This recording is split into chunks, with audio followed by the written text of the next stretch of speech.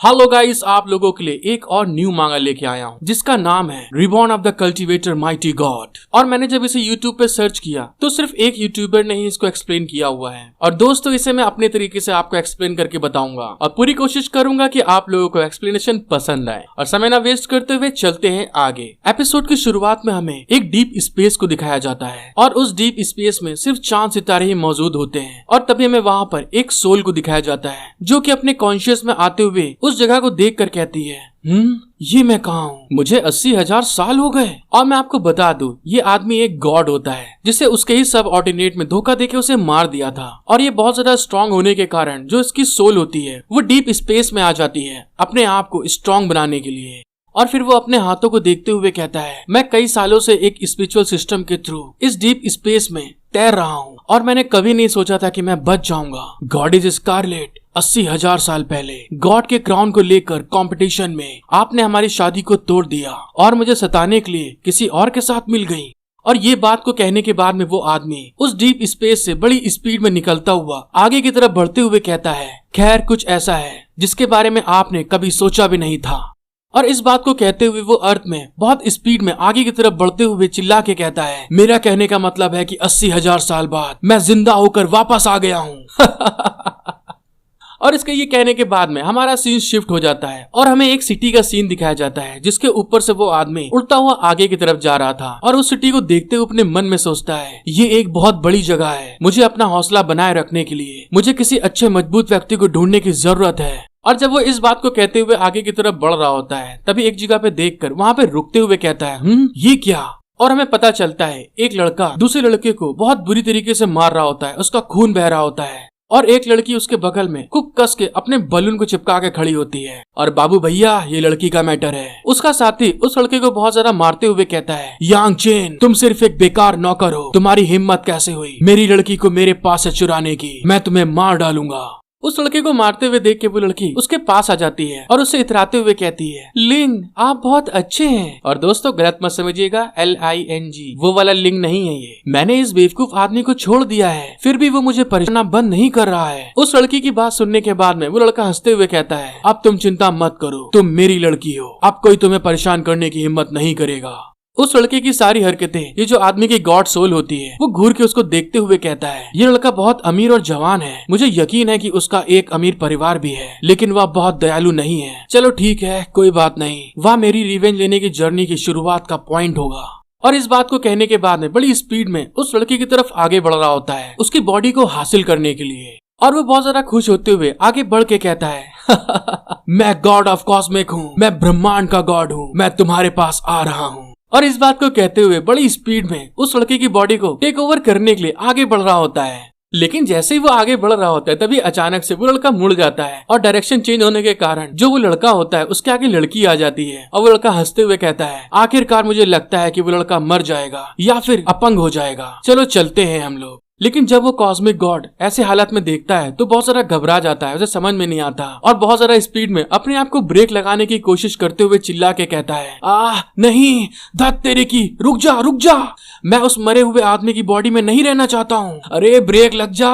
और इस बात को कहते हुए वो अचानक से जिसको उस लड़के ने मारा होता है दोस्तों, उसके आगे जाकर लैंड करता है, मतलब कि बोले तो मौत को टक्कर से छू के बच जाता है। वहाँ पर बचने के बाद में वो आदमी गहरी सांस लेते हुए कहता है, सच में ये बहुत ज्यादा करीबी मामला था, मैं जरा सा बचा हूँ, अगर ऐसा नहीं होता मेरी सोल उस मरे हुए आदमी के अंदर जाने से बस आधा कदम दूर बच गई है।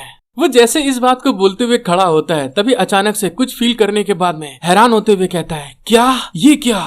और दोस्तों, हमें दिखाया जाता है एक बहुत ज्यादा तेज हवा का झोंका उसको साइड से धक्का दे देता है और वो उस लड़के की तरफ गिरते हुए कहता है, धत तेरे की, अब यही होना बाकी था क्या? और वहाँ पे गिरने से बचने की बहुत कोशिश कर रहा होता है क्योंकि वो सोल फॉर्म में होता है, जिस कारण से तेज हवा का झोंका उसको ले जाता है। उसके वहाँ पर गिरने के बाद में वो आदमी सीधे उस मरे हुए लड़के की बॉडी के अंदर चला जाता है। और इसी को कहते हैं, वक्त से पहले और किस्मत से ज्यादा किसी को नहीं मिला है। जैसे उसकी बॉडी के अंदर सोल जाती है तभी अचानक से वहाँ पर खूब ढेर सारी एनर्जी रिलीज होना स्टार्ट हो जाती है और उस लड़के को ऐसे मारते हुए देखकर जितने भी अगल बगल के लोग होते हैं वो उस लड़के की तरफ देखते हुए कहते हैं, मैंने सुना है कि चैन के फादर ली की फैमिली के एक काम करने वाले नौकर हैं। दूसरा कहता है, ओहो, यांग चैन ने बहुत ज्यादा गलत आदमी को चुना है, उसे इस आदमी के ऊपर नजर नहीं डालनी चाहिए थी क्योंकि ये ली की गर्लफ्रेंड है। जब वो सारे वहाँ पे बात कर रहे होते हैं तभी स्पिरिचुअल फॉर्म में यांग चैन की बॉडी में अपने कॉस्मिक गॉड अपना प्रोग्राम करना शुरू कर देते हैं और दूसरे साइड में एक और आदमी कहता है, इस लड़के के साथ में इस लड़की का संबंध बनाना सच में बहुत ज्यादा भाग्यशाली है। ये यंग मास्टर ली फैमिली का सबसे बड़ा लड़का है। जैसे वो लोग बात कर रहे होते हैं तभी कॉस्मिक गॉड का प्रोग्राम वहाँ पे खत्म हो जाता है और वो लड़की की बॉडी में वहाँ पर खड़े होते हुए कहते हैं, धत तेरे की,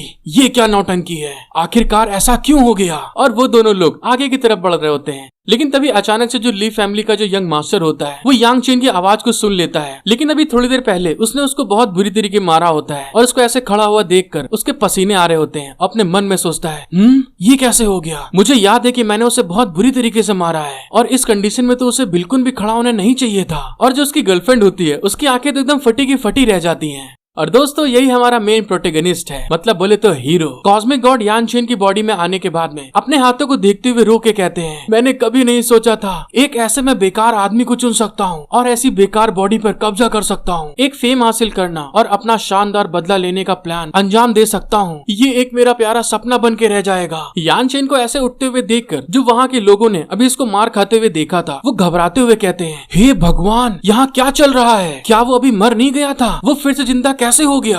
उन लोगों की ये बात सुनने के बाद में जो यांग चेन मतलब कॉस्मिक गॉड वो वहाँ पर यंग मास्टर ली के ऊपर गुस्साते हुए कहता है, तुमने मेरे प्लान को पूरी तरह से खराब कर दिया है और ये सारी की सारी तुम्हारी गलती है। यांग चेन की ये बात सुनने के बाद में वो दोनों वहाँ पर हैरान हो जाते हैं कि आखिरकार ये क्या कह रहा है। और तभी यंग मास्टर ली यांग चेन के ऊपर गुस्साते हुए कहता है, क्या तुमने अभी अभी अपना सबक नहीं सीखा है और तुमने क्या कहा, क्या मैं गुंडा हूँ। और इस बात को कहने के बाद में वो बहुत सारा गुस्सा आ जाता है और दोबारा से यांग चेन के ऊपर अटैक करने के लिए दौड़ के आगे आ रहा होता है और उसके ऊपर चिल्लाते हुए कहता है, तुम मुझे गालियां देना बंद करो, मैं तुम्हें अब मार डालूंगा। अपना हीरो यांग चेन जब वो देखता है कि ये अटैक करने के लिए मुझ पे आ रहा है तभी वो अपने हाथ में अपनी एनर्जी को गैदर करते हुए चिल्ला के कहता है, तुम घिनौने लड़के, तुम दुनिया के सबसे गंदे श्राप को लेने के हकदार हो और मैंने पिछले 80,000 साल अपना बदला लेने की प्लान बनाने में बिता दिए और अब ये सब खत्म हो गया।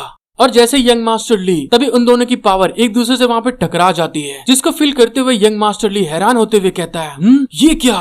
और अपने हीरो यांग चेन के सिर्फ एक अटैक के कारण यंग मास्टर ली हवा में उड़ते हुए पीछे जा रहे होते हैं और यांग चेन की पावर इतनी ज्यादा वहाँ पे होती है कि लोग वहाँ पर उसके एनर्जी के प्रेशर के कारण पीछे हट रहे होते हैं। जब अपना हीरो यांग चेन इस तरह से ली को पीछे जाते हुए देखता है और देखता है अभी भी ये खड़ा है तो वहाँ पे शॉक्ड होते हुए कहता है, ये अभी तक गिरा क्यों नहीं। और यंग मास्टर ली भी उसके अटैक के कारण पीछे सरकता हुआ जा रहा होता है और अपने आप को रोकने की कोशिश करते हुए कहता है, धत तेरे की, ये कैसे हो गया। और जब वहाँ की पब्लिक ये नजारा देखती है तो उसकी आंखें एकदम फटी की फटी रह जाती हैं, वो शॉक्ड हो जाते हैं। और तभी वहाँ पर एक आदमी चिल्ला के कहता है, मैंने इस तरह का मूव आज से पहले कभी नहीं देखा। दूसरा कहता है, हे भगवान, मेरे को तो विश्वास ही नहीं हो रहा है कि यांग चेन सच में यंग मास्टर ली को हरा सकता है। जब यंग मास्टर ली इस तरह की पब्लिक की बातें सुनते हैं तो बहुत सारा गुस्सा आ जाता है और तभी अपने हीरो के ऊपर चिल्ला के कहता है, तुम्हारी इस हरकत के कारण अब तुम यांग चेन मर चुके हो। और इस बात को कहने के बाद में वो अपने पास से बहुत ढेर सारी एनर्जी को रिलीज करना स्टार्ट कर देता है और अपने चारों तरफ एनर्जी को रिलीज करते हुए गुस्सा के कहता है, तुम तो बस एक मेरे नौकर हो, आखिरकार तुम अपने मालिक को इस तरह से कैसे अनादर कर सकते हो और तुम्हें मेरा अपमान करने पर पछतावा होगा। अब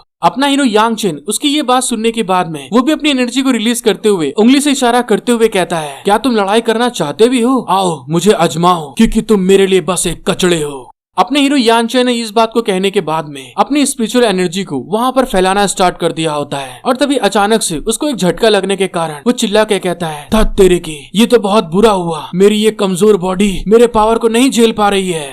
जब यांग चेन वहाँ पे बहुत सारा घबरा रहा होता है कि उसकी बॉडी वीक है तभी अचानक से यंग मास्टर ली उसके पास आ जाते हैं, अपनी एनर्जी को गैदर करते हुए उसके ऊपर अटैक करके कहते हैं, मैं तुम्हें मार डालूंगा। उसके अटैक को अपने पास आते हुए देखकर जो यांग चेन होता है वो वहाँ पर घबराते हुए मन में सोचता है, मैंने पिछली बार अपनी एनर्जी को यूज करने के कारण अब मैं बहुत ज्यादा थक गया हूँ। और तभी हमें दिखाया जाता है यंग मास्टर ली अपने हीरो के ऊपर अपनी फायर अटैक को यूज करते हुए अपने फिस्ट को उसकी तरफ आगे बढ़ा रहे होते हैं, जिसको देखने के बाद में यांग चेन वहाँ पर घबराते हुए अपने मन में सोचता है, धत तेरे की, मैंने सब कुछ बर्बाद कर दिया, इसका ये घूंसा मुझे घायल कर देगा।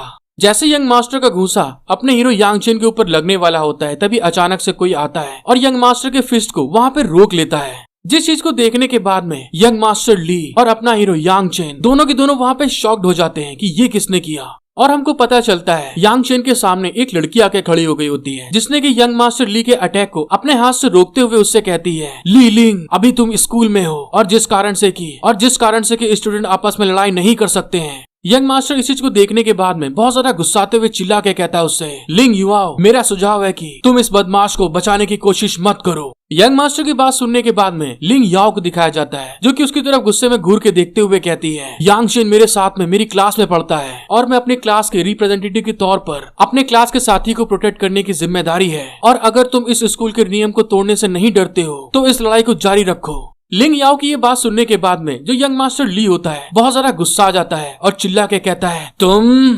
लेकिन जो लिंग याओ बोल रही होती है वो भी अपनी जगह पे सही होती है, जिस कारण से कि वो अपने गुस्से को वहाँ पे शांत करते हुए अपनी स्पिरिचुअल एनर्जी को दोबारा से कंट्रोल कर लेता है और वहाँ से पलट के जाते हुए चिल्ला के कहता है, यांग चेन तुम बस रुको और देखो, अभी ये सब खत्म नहीं हुआ है। और ये कहने के साथ में वो दोबारा से उसी लड़की के पास चला जाता है और उसके कांधों में हाथ डालते हुए आगे बढ़ रहा होता है। तभी वो लड़की ली से कहती है, मेरी जान, क्या तुम उस आदमी को जाने देने के बारे में सोच चुके हो? उस लड़की की बात सुनने के बाद में यंग मास्टर ली कहते हैं, तुम चिंता मत करो, आज रात मेरी फैमिली में बैठक हो रही है और उसके साथ सारे के सारे नौकर वहाँ पर होंगे, तब मैं उसे और भी अच्छा सबक सिखाऊंगा। जब वो लोग बात कर रहे होते हैं, जो लिंग याओ होती है वो उन लोग को देख रही होती है और वो लोग जब चले जाते हैं तो वो पलटती है अपने हीरो यांग चेन को देखने के लिए, और तभी वहाँ पर हवा के कारण उसका जो स्कल्ट होता है वो एकदम से ऊपर उठ जाता है और वो पलटने के बाद में यांग चेन के सामने आकर कहती है, यांग चेन। और दोस्तों जो हवा होती है वो मारने का नाम ही नहीं ले रही होती है, क्योंकि अपना हीरो यांग चेन वहाँ पर थकने के कारण घुटनों के बल बैठा होता है। तभी वो वहाँ पर हवा को उठने के कारण उस जगह पे देखने के बाद में हैरान होते हुए ब्लश करने लगता है, उसके नाक से खून आने लगता है और तभी वो हैरान होते हुए मन में सोचता है, मुझे तो विश्वास ही नहीं हो रहा देखने के बाद में।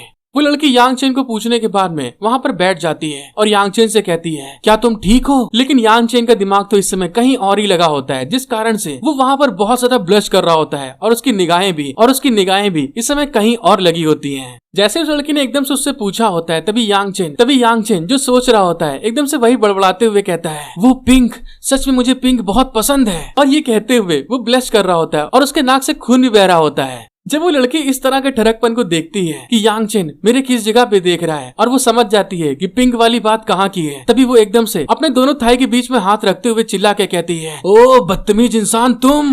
लेकिन तभी यांग चेन वहाँ पे मार खाने से बचने के कारण बेहोश होने का नाटक करते हुए कहता है, मेरे लिए बेहतर यही होगा कि मैं बेहोश होने का नाटक करूं। और वो लड़की भी यांग चेन को ऐसे बेहोश होते हुए देखकर अपने मन में सोचती है, क्या वो लड़ाई के कारण बेहोश हो गया? और उसके पास में जो दो लड़के खड़े होते हैं उनको आवाज देके कहती है, हे तुम दोनों। वो भी उसकी बात सुन के आज्ञाकारी बनते हुए कहते हैं, हाँ बताइए। फिर लिंग याओ उन लड़कों से कहती है, इस आदमी को उठा के बड़े प्यार और ध्यान से घर लेके जाओ। लिंग याओ की ये बात सुनने के बाद में वो दोनों लड़के वहाँ पर अपने हीरो यांग चेन को स्ट्रेचर के ऊपर रखते हुए कहते हैं, ठीक है कोई बात नहीं, हम इसे आराम से वहाँ तक पहुँचा देंगे।